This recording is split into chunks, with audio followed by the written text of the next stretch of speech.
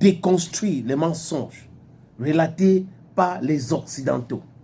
L'homme qui est là pour déconstruire tous ces différents narratifs.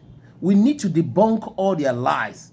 We should never accept anything that's coming from these people because they are liars today and tomorrow. Vous voyez, avec l'arrivée de Donald Trump, qui sont ceux qui sont en train de pleurer aujourd'hui? Ils sont les Occidentaux. Nous sommes restés dans la vérité.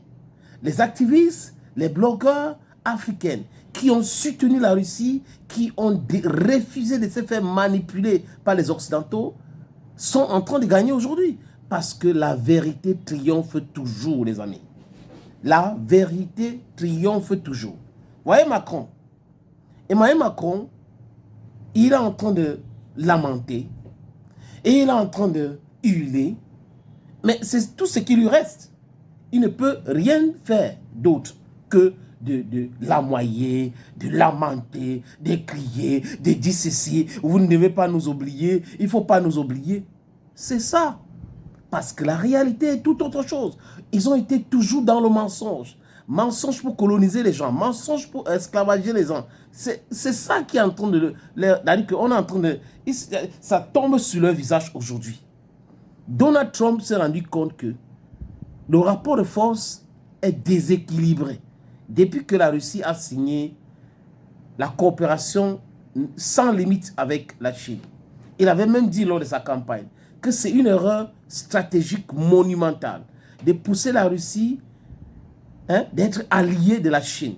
C'est une erreur monumentale. Il ne fallait pas accepter que ça arrive à ce niveau-là. Il fallait refuser que l'Ukraine intègre l'OTAN. Et Vladimir Poutine, au déclenchement de ce que les Russes appellent les opérations spéciales, les amis, avait dit pas d'intégration à l'OTAN. Il avait été clair. Il a envoyé cette proposition-là aux Américaines et aux Otaniennes. Les Otaniennes ont balayé ça, ils ont jeté ça dans la poubelle. Washington a fait exactement la même chose avec Joe Biden. Joe Biden, qui est bidon parce qu'il protégeait ses intérêts pétroliers avec son fils et autres corrompus, a pensé que les mensonges que certains agents des services secrets les envoyaient, parce que les vrais ont commencé à sortir après. Mark Miller est sauté, il a été remplacé parce que quoi? Parce qu'à un moment donné, il a dit que l'Ukraine ne pouvait jamais gagner cette guerre, qu'il fallait négocier. En un an de cette guerre, le chef de l'état-major de l'armée américaine avait dit qu'il est temps de négocier parce que quand il voit ça, la vérité c'est que l'Ukraine ne peut pas. Oh, on va envoyer les armes miracles, les Abrahams, les chars Abrahams, les chars Léopard 2, les chars Challenger, et ça sera du game changer, du non-sens. Des journalistes qui ont perdu leur cerveau sur LCI disaient quoi, les amis? Oh, vraiment l'Ukraine, c'est un grand pays, l'Ukraine va toujours gagner, l'Europe a toujours gagné. L'Europe, en fait, n'a jamais gagné une guerre.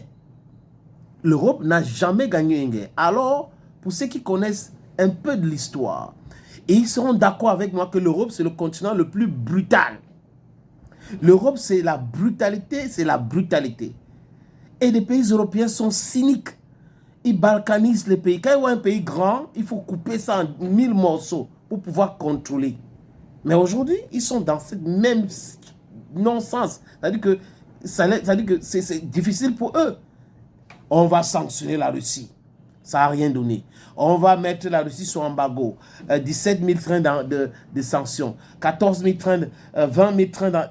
On va faire ceci. On va faire cela. L'économie russe sera à genoux. Par rapport à quoi? Comme si l'économie mondiale était gérée complètement par les Européens. Les gars confondent le fait qu'ils ont créé ces organisations qu'on appelle institutions de Bretton Woods pour pouvoir contrôler les pays pauvres, les pays faibles, comme un instrument qui pouvait contrôler tout le monde entier. Ils ne se sont pas posé de vraies questions. La Russie est-elle un pays qu'on peut manipuler comme ça? Est-ce qu'au niveau du Fonds monétaire international, au niveau de ceci, qu'est-ce qu'on peut faire? Ils ne se sont pas posé ces questions. Ils se sont dit, on est fort bien. Comme nous, les Européens, on a décidé, tout le monde doit être avec nous, le Sud global et autres. Mais ils se sont trompés. Et à l'heure où je vous parle, Macron est en train de pleurer comme un bébé.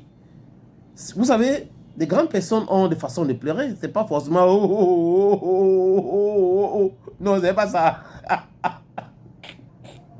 Alors, ça va. C'est pas ce que Donald Trump a dit de faire là. Pourquoi Donald Trump veut faire la paix? Il veut faire la paix maintenant. Après, il ne veut pas nous inclure dans la paix. Donald Trump les traverse. Il discute lui directement avec Vladimir Poutine. Ça les dérange. Il dit qu'il va rencontrer Vladimir Poutine à Riyad, en Arabie Saoudite. Ça les perturbe. Il dit qu'il va aller à Moscou. Ça les perturbe. Vous savez pourquoi ça les perturbe? Parce qu'ils auraient aimé être concertés, être appelés sur la table de négociation. Mais Donald Trump n'a pas besoin d'eux. Parce qu'au déclenchement de ces guerres, si les Américains disaient non, ça devait s'arrêter. Les Européens n'ont pas la capacité de continuer à soutenir l'Ukraine. Volodymyr Zelensky lui-même l'a dit. Et la seule personne aujourd'hui qui est en train de se battre pour que l'Europe ne soit pas oubliée, c'est Volodymyr Zelensky. Il faut que l'Europe soit là. Il ne fait pas confiance à Poutine. Il ne fait pas ceci. Mais seulement, ça ne dépend pas de Volodymyr Zelensky. C'est un comédien. Un comédien qui est en train de vendre son pays. C'est tout. Il vend son pays, les Américains. Le patron du ministère américain de l'économie, le trésor, le big boss du trésor était à l'Ukraine. Et les Américains veulent protéger les 500 milliards de dollars avec les terres rares. Et Donald Trump est obligé de négocier avec Poutine parce que une partie de ces terres rares-là, une grande partie est entre les mains de Vladimir Poutine. Donc du coup, il ne faut pas faire une erreur d'aller là-bas combattre.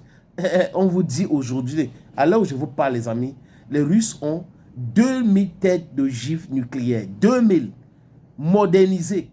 Donc plus de 3 fois la capacité des États-Unis d'Amérique. Vous croyez que Donald Trump est bête? Il va aller déclencher une guerre nucléaire avec la Russie? Que ça va aboutir à quoi? À la destruction des États-Unis d'Amérique? Les Américains aiment faire les guerres qui sont très loin d'eux. Très loin.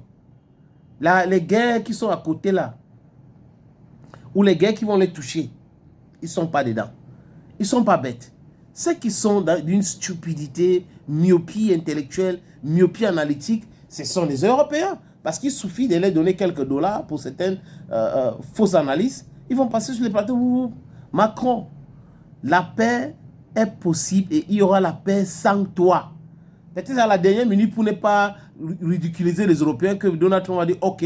Parce qu'actuellement, ils sont déjà d'accord sur tout. Pas des Ukraine dans l'OTAN. Les territoires que la Russie a déjà récupérés, c'est fini. Il n'y aura pas de forces américaines en Ukraine. Les Européens vont se débrouiller.